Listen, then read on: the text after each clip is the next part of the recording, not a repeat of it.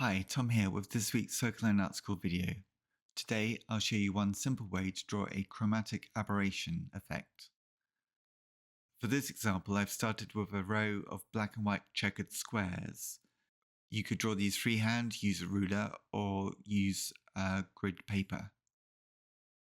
Now we can create the color shift. On the right side of each black square, add a thin line of red, better yet, a magenta, and then a yellow. Let each colour overlap slightly so the warm tones blend into each other. Next, on the left side, add the cool colours. Begin with a dark blue right next to the black square,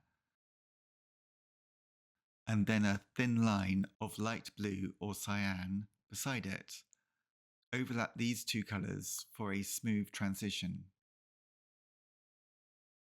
When both sides are complete, you'll see the chromatic aberration effect appear.